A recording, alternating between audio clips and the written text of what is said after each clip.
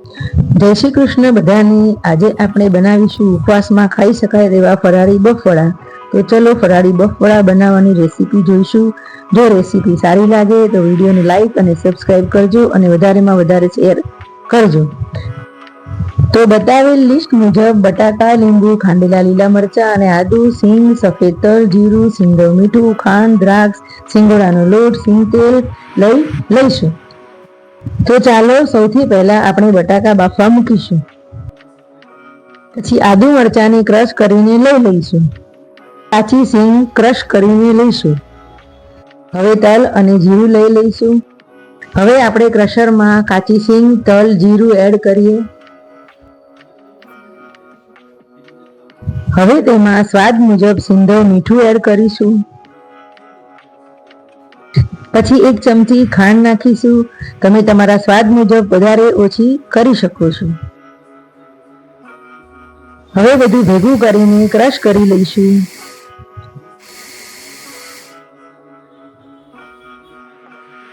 હવે આ ક્રશ થયેલા મિક્સચરને વાટકામાં લઈશું અને તેમાં ખાંડેલા આદુ મરચાં નાખીશું।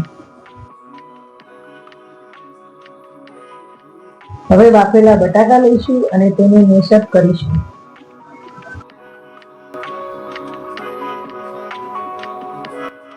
હવે આગળ તૈયાર કરેલા મિક્સચરમાં બટાકા એડ કરી અને મિક્સ કરીશું।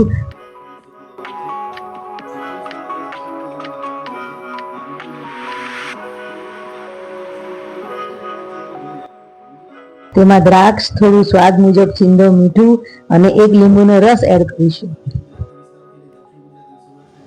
અને હવે આપણે બધું સરસ મિક્સ કરી લઈશું। હવે આપણું બફળાનું મિક્સર તૈયાર થઈ ગયું છે। તેને ગોળ ગોળ લાડુ જેમ વાળી દઈએ।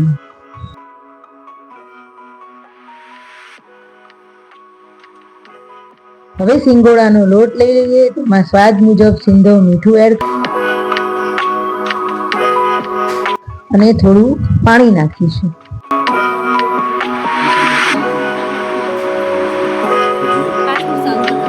પાણી નાખતી વખતે ખીરું થોડું જાડું રહે તેનું ધ્યાન રાખીશું। હવે બનાવેલા ગોળાને ખીરામાં નાખી તેલમાં તળી લઈશું। વડા બ્રાઉન કલરના થાય ત્યાં સુધી તળશું।